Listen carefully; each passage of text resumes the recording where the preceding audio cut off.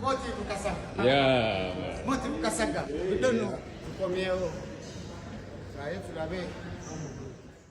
Omuyimbi King Saha akomyewo munnange mu Uganda esayidi eno. Ndabyeko ko wali akatambi abadde akakasaawo n'agamba nti nno ate akomyewo munnange ate mu Uganda asobole munnange ate okuttaanya ate ensonga oba nsonga ki munnange esayidi eno byengenda okubeera nno ng'ate nga nkutuusaako kw'ossa ate ku sayidi y'emu wali ku muyimbi munnange ate Chosen Becky ebibye nno si birungimuko okutwayiza awamu ebibye kubanga ndabye waliwo ko omuwala munnange ate avuddeyo n'agamba nti nno mwana muwala munnange ate Chosen Becky omwami gw'alina yali bbaawe era yamuzaalamu munnange ate omwana kakati nno biibino nno baagala wali munnange ate abeerudda ew'omuwala baagala munnange ate omwami Ssekanja ayambe munnange ate omwana ono omwana we asobole munnange ate okubeera nga amuwa obuyambi esayidi kakati nno byengenda okubeera nga nkubulyako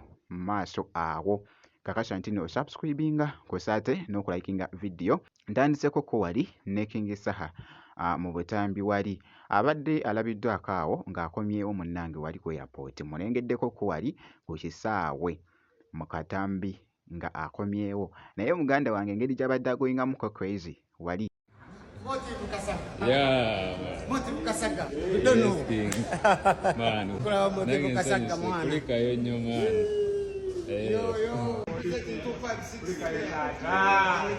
Aho katika tunyumirwe badale. Atunyumirwe. Yes. Presenting alongside Motive. Yeah. Tukomyewo. Tulabe tulabe. Kigenda maaso.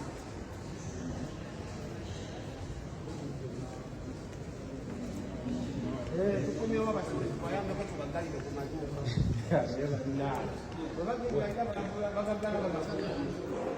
agambye nti naakomyewo munnange ate asobole okuttaanya ate ensonga ndowooza owulidde munnange engeri gy'abadde agoyingamuko ate crazy kakati nno kankongereyo ko wali nga bwe mbadde nkutegeeza nti nno waliwo ko munnange information eri mu kutambula esayidi wali jjukira nti nno bino byonna biri mu kugenda mu maaso omukyala Chosen Becky babadde munnange ate bakafuna munnange ate obufumbo oba nga bakeeyanjula munnange wali n'omwami we omwami Ssekanja kakati nno jjukira nti nno waliwo ko wali ebiri mu kutambula. How are you? So Amanya Mary Nangwayo, Nduala Nekarashida Kange. She is just 19 years. Yazala wa miaka 16. Naye nagambye newaddeyo ku Rashida. Nze ne Rashida. Obulamu bw'omugenda teri. Omusajja ajja nabalira abaana. Gwe kati tufa kumugjawo. Fa kukunyiriza, fa kutereeza bulamu, ate ng'abaana abalabirira. Omanyi abasajja babeera ne bazaala mu baana ne babasuulawo ne batalabirira baana. Naye kati wano we tulaga omwana olina omulabirira. Genda bibyo naye labirira omwana.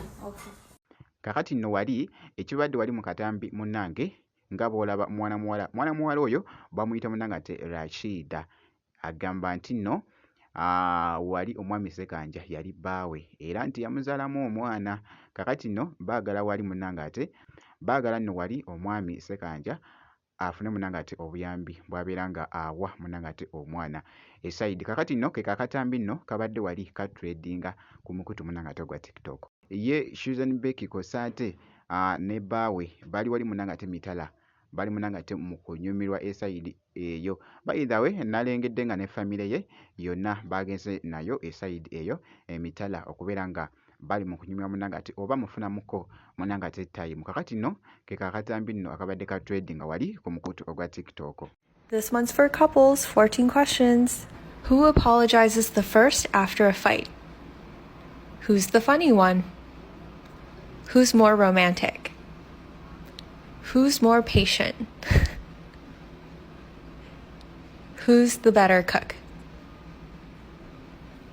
Who said I love you first? Who takes longer to get ready in the morning? Who's the grumpier one in the morning? Who's more stubborn? Who's the bigger baby when sick? Who's the social butterfly? Who's the messy one? Who works out more? Who requires more attention? Basobodde nno ofunamu munnange ate tayimu yaabwe era nga boogeza ku munnange ate okulaba akatambi ako. Nja kubanga nkuwa information yonna enaatambula munnange ate ku Chuzan Becky esayidi eyo. Kakasa nti vidiyo ogirayikinga ku ate n'okusubscribinga kasita obeera nga tonabanzikiriza nkomewo ko mu maaso awo n'ebirala.